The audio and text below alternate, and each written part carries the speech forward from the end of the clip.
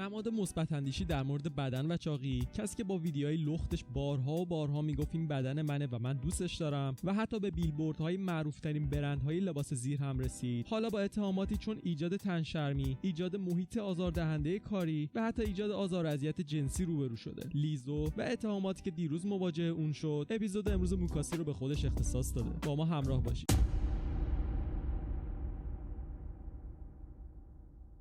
سه نفر از رقصنده‌های سابق لیزو با شکایت از این خواننده در دادگاه عالی لس آنجلس اون رو متهم به ایجاد محیط کاری آزاردهنده و آزار و اذیت جنسی کردن. توی این شکایت مطرح شده که لیزو به اشتباه گروه رقصنده‌هاش رو به مست بودن حین کار متهم کرده و به شکلی طاقت فرسا از اونها دوباره تست گرفته. تستی که 12 ساعت به طول انجامیده و رقصنده‌ها حتی از اجازه گرفتن برای استفاده از سرویس بهداشتی به نوعی محروم بودن. یکی دیگه از اتهامایی که این خواننده باهاش روبرو شده، آزار و اذیت جنسیه. اونطور که در متن شکایت اومده، لیزو بعد از اجرای کنسرت در آمستردام هلند رقصنده‌هاش رو تلویحاً مجبور کرده که باهاش به منطقه قرمز معروف آمستردام برن و یکی از رقصنده‌هاش رو تحت فشار گذاشته که یکی از اجرا کننده‌ها در کلاب رو لمس کنه. لیزو که چهره مخالفت با تنشرمی در هالیوود محسوب میشه و بارها ویدیوهای گریه کردنش به خاطر آزار و اذیت کلامی در خصوص وزنش وایرال شده. بعد از اینکه بهش میگن یکی از رقصنده‌هاش داره اضافه وزن پیدا میکنه، جز سرزنش کردن و اخراج اون رقصنده کار دیگه‌ای نمیکنه. متن این شکایتنامه رهبر تیم رقصنده‌های لیزو یعنی شرلین گوگلی رو هم شامل میشه، کسی که از نظر دینی اعتقادات تعصبانه‌ای داره و سایر رقصنده‌ها رو به خاطر انجام سکس قبل از ازدواج دائما تمسخر کرده. همه اینها رو هم در حالی انجام داده که دائما در خصوص فانتزی‌های جنسی خودش صحبت می‌کرده که اکثرا شامل هرزگی می‌شدن. به طور خلاصه بخوایم بگیم دقیقاً 9 اتهام شامل لیزو و تیمش شد که اصل ماجرا همونیه که توضیح دادیم و الان می‌خوایم یه مقدار بیشتر وارد جزئیات بشیم. شرلین رهبر رقصنده‌های لیزو یه زن فوق‌العاده مذهبی توصیف شده که دائما در مورد خدا و اعتقاداتش با بقیه همکاراش صحبت می‌کرده و سعی بر این داشته که اونها رو مثل خودش سفت و سخت به مسیحیت باور بده. شرلین دائما در مورد اینکه چرا سکس قبل از ازدواج رسمی خیلی بده با بقیه دخترها صحبت می‌کرده و وقتی فهمیده که یکی از رقصنده‌ها یعنی آریانا دیویس که یکی از شاکی‌هاست باکر است، شیفته این قضیه شده بود و دائم در موردش صحبت می‌کرده. اتفاقی که باعث آزرده خاطر شدن دیویس شد. با دونستن همه اینا جالبه بدونید که شرلین در مورد عجیب ترین فانتزی‌های جنسیش جلوی بقیه صحبت می‌کرده. فانتزی‌هایی که یک شخص مذهبی غالباً نباید داشته باشه و اونقدر ناجورن که ما حتی نمیتونیم به زبون بیاریم. ولی شاید نمونه‌ای از اون فانتزی‌ها تو پورنهاب موجود باشه. یکی دیگه از رفتارهای زشت و زننده رهبر تیم رقصنده‌های لیزو شبیه سازی اعمال جنسی با موز و دهنش بوده که تو جمع انجام میداده. اما برگردیم به